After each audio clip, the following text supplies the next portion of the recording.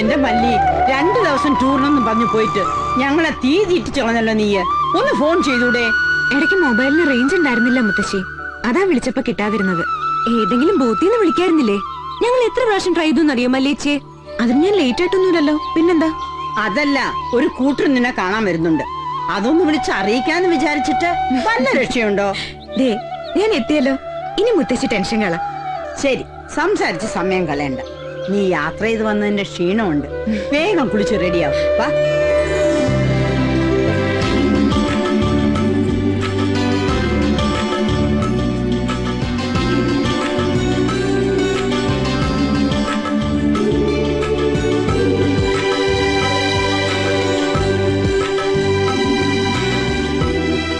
മോളും മരുമോനും മരിച്ചപ്പോ ആകെ ഉണ്ടായിരുന്ന സമ്പാദ്യം ഈ വീട് മാത്രമായിരുന്നു.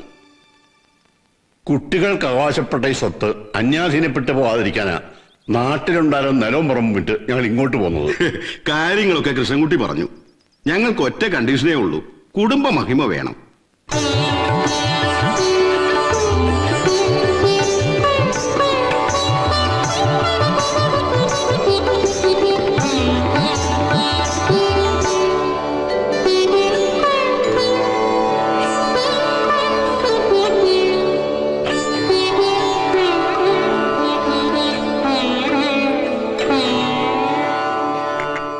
സെന്റ് തെരേസസിലാണല്ലേ പഠിച്ചത്? അതെ. കലാതിലകമായിരുന്നല്ലേ? പിന്നെന്തു പറ്റി? ആ രംഗത്തൊന്നും? അമ്മയായിരുന്നു ഒക്കേത്തിന് ഇൻസ്പിറേഷൻ. അമ്മയുടെ മരണത്തോടെ പഠനത്തിൽ മാത്രം കോൺസെൻട്രേറ്റ് ചെയ്തു. ആ, കാര്യങ്ങൾ ഇത്രയായ സ്ഥിതിക്ക് ഇനി നമുക്ക് നല്ലൊരു മുഹൂർത്തം നോക്കാം. മിഥുന ഒടുവില് നല്ലൊരു മുഹൂർത്തമുണ്ട്. അതാവുമ്പോ നിങ്ങൾക്ക് വല്ല അസൗകര്യങ്ങളും.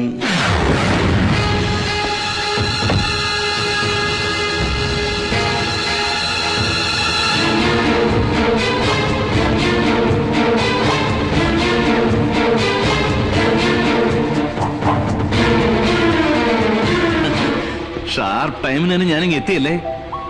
ഇരിക്കെ. ഇതെന്താ എല്ലാവരും ഫ്രീസ് ആയ പോലെ? ചായ കുടിക്കുന്നേ. നിങ്ങളെ ട്രീറ്റ് ചെയ്യാൻ അവകാശമുള്ള ഒരാൾ തന്നെ ഞാനും. ഇല്ലേടി പെങ്ങളെ?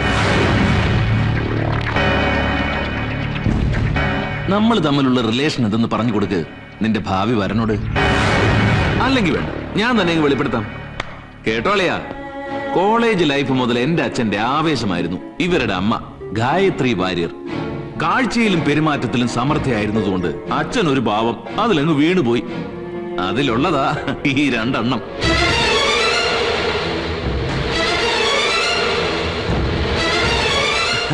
തമിഴ്നാട്ടിലൊക്കെ പറയുന്നത് പോലെ അച്ഛന്റെ ഒരു ചിന്ന വീട് സെറ്റപ്പിലെ പെങ്ങന്മാരാ ഇവരൊക്കെ. പെണ്ണ് കാണാൻ ആള് വന്നിരിക്കുമ്പോ നീ ഇങ്ങനെ ഭദ്രകാളിയാവല്ലേ? ഞങ്ങൾ ഇവിടെ ക്ഷണിച്ചു വരുത്തി അപമാനിക്കേണ്ടിയിരുന്നില്ല വാര്യരെ. ഒരു കുടുംബ മഹിമ. വാ പോകാം.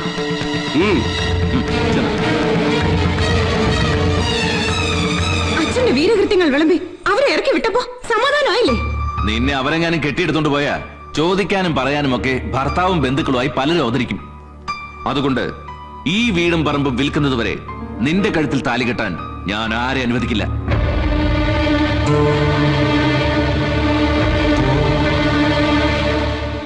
എത്രയും പെട്ടെന്ന് എനിക്ക് ഈ വീട് ഒഴിഞ്ഞു തരണം.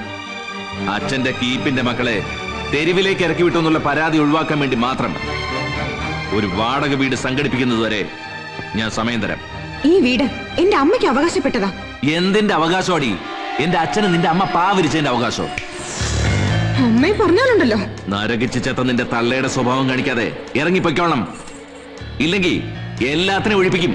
ഇവിടുന്ന് മാത്രമല്ല, ഈ മണ്ണിൽ തന്നെ. ഞാൻ ജീവനോട് ഇരിക്കുന്നിടത്തോളം കാലം നിനക്കതിന് കഴിയില്ല. അത് നമുക്ക് കാണാം. കാണാം.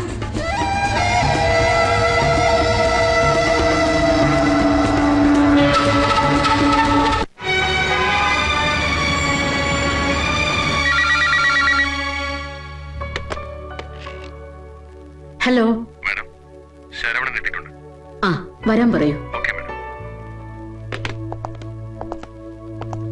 ഇത് ശരവണൻ.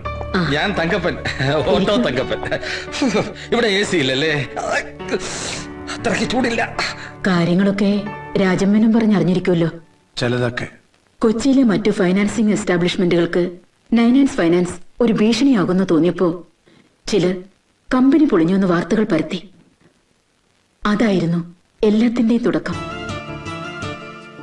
ഒടുവിൽ സ്ഥാപനത്തിന്റെ ചുമതല എന്നെ ഏൽപ്പിച്ചിട്ട് അദ്ദേഹം പോയി.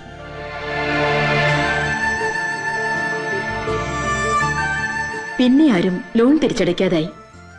ഏറ്റവും കൂടുതൽ പണം നൽകിയിട്ടുള്ളത് വാഹന ഇടപാടില. മൊത്തം 1 കോടി രൂപയോളം പിരിഞ്ഞു കിട്ടാനുണ്ട്. തരാനുള്ളവരുടെ കുടിശ്ശിക ലിസ്റ്റിൽ മാർക്കറ്റിലെ മൊത്തക്കച്ചവടക്കാരനായ ജോസ് മുതൽ ബിനാമി പേരിൽ ബസ് സർവീസ് നടത്തുന്ന ജസ്റ്റിസ് അനന്തപുത്രം വരെയുണ്ട്. അതുകൊണ്ട് തന്നെ കൊച്ചിയിലുള്ള ആരും ഈ കൊട്ടേഷൻ ഏറ്റെടുക്കാൻ തയ്യാറല്ല. നിങ്ങളുടെ കമ്മീഷന്റെ കാര്യം രാജമ്മേനോ സംസാരിക്കും. 1 വർഷത്തേക്കാണ് കോൺട്രാക്ട്. ശരവണൻ ഞങ്ങളെ സഹായിക്കണം. എനിക്ക് ശരിയാണെന്ന് തോന്നുന്ന കാര്യങ്ങൾ മാത്രമേ ഞാൻ ചെയ്യൂ. അതിന് സമ്മതമാണെങ്കിൽ ഉറപ്പിക്കാം. തീർച്ചയായും ഇനിയുള്ള കാര്യങ്ങൾ ശരവണന് ഡിസൈഡ് ചെയ്യാം. ഒന്ന് വെച്ച 2, 2 വെച്ച 4. കടന്നു വരൂ. ഒരു അംബാനിയോ ബിൽഗേറ്റ്സോ വിജയ് മല്യാവൻ എളുപ്പമാർഗം. 10 വെച്ച 100, 100 വെച്ച 1000, 1000 വെച്ച 10,000. കടന്നു വരൂ. കേട്ടെന്ന് വരൂ.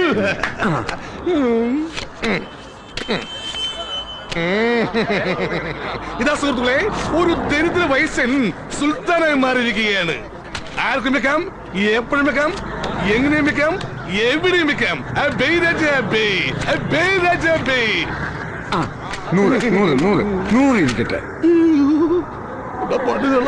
എന്നെ പാപ്പരാക്ക്.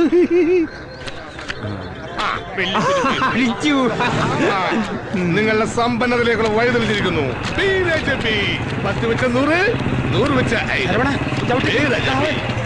ഇങ്ങനെ പോവുകയാണെങ്കിൽ ഈ കാർന്നോ അല്പസമയങ്ങൾക്കകം ബിർളയോ ജെയിൻ ഗോയന്റെയോ അങ്ങനെ നിങ്ങൾ സമ്പൽ സമൃദ്ധിയിലേക്ക് മാറി വിളിക്കുന്ന ഒരു മലക്കയാണ് ഞാൻ. ശരവണ, ഇതവനല്ലേ മുജീബ് റഹ്മാൻ? അതെ. എടാ മുജീബ, എന്താണോ മലാക്ക് കൊള്ളി ഇളകി വന്നേ?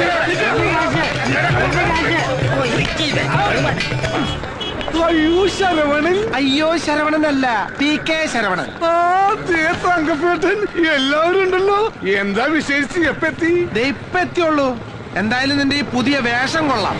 കൊള്ളാലേ? എല്ലാരും പറഞ്ഞു. ഇത്രയും നല്ല ഷർട്ടിട്ട് പൊരിവയിലെത്തിരുന്ന് നീ സൂര്യനെ കറപ്പിക്കണ്ട. പോവാം. എവിടേക്ക്? പുതിയ സ്വീകരണ സ്ഥലമായ പോലീസ് സ്റ്റേഷനിലേക്ക്. അല്ലോ നാറ്റിക്കരുത്, ഞാൻ എന്ത് വേണം ചെയ്യാ. എന്നാ നടക്ക്.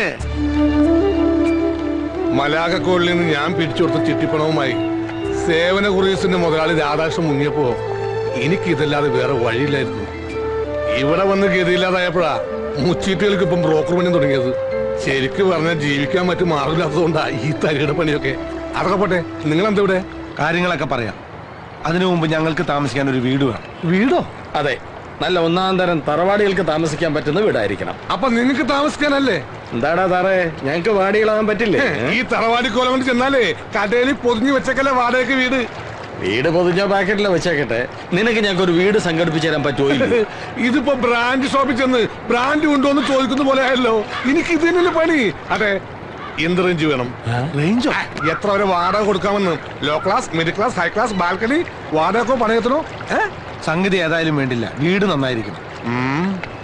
എല്ലാ സൗകര്യമുള്ള ഒരു ഔട്ട് ഹൗസ് ഉണ്ട്, പക്ഷെ പണയത്തിന് മാത്രമേ തരൂ. പഴംപൊരികളായ മുത്തശ്ശനും മുത്തശ്ശിയും ജിലേബി പോലത്തെ 2 പെൺകുട്ടികളുമാണ് അവിടെ താമസം. അവരിപ്പോൾ അല്പം സാമ്പത്തിക ബുദ്ധിമുട്ടില്ല. ഞാൻ മുമ്പ് വാടക കൊടുത്ത പാർട്ടിക്ക് ഇതുവരെ അഡ്വാൻസ് തുക മടക്കി കൊടുക്കാൻ അവർക്ക് പറ്റിയിട്ടില്ല. അതുകൊണ്ട് വീട് ഇപ്പോഴും എന്റെ കസ്റ്റഡി തന്നെ ഉണ്ട്. പണയത്തിനാണെങ്കിൽ പിന്നെ മാസാമാസം വാടക കൊടുക്കണ്ടല്ലോ. എന്നാ പിന്നെ ആ വീടന്നെ ആയിക്കോട്ടെ. പക്ഷേ ചെറിയൊരു പ്രശ്നമുണ്ട്. അതെന്താ മിസ്റ്റർ കുട്ടിച്ചാത്തനോ മിസ്സിസ് പ്രേതമോ വല്ലതും ഉണ്ടോ? ഇപ്പൊ പ്രേതബാധമൊന്നുമില്ല. താനായിട്ട് പ്രേതബാധ ഉണ്ടാക്കാതിരുന്നാ മതി. ഈ വയസ്സായ കാരണന്മാരും പെമ്പിള്ളേരും മാത്രം ഉള്ളതുകൊണ്ട് ബാച്ചിലേഴ്സിന് കൊടുക്കില്ല. Only family. ഇതിപ്പോ പെട്ടെന്ന് ഫാമിലി ഉണ്ടാക്കാന്നൊക്കെ പറഞ്ഞ പേടിക്കണ്ട, അതിന് പണിയുണ്ട്. അതിനല്ലേ മുംബൈ സരള ഉള്ളത്. മുംബൈ കുരുളയോ? മുംബൈ കുരുള തീവണ്ടി. ഇത് മുംബൈ സരള.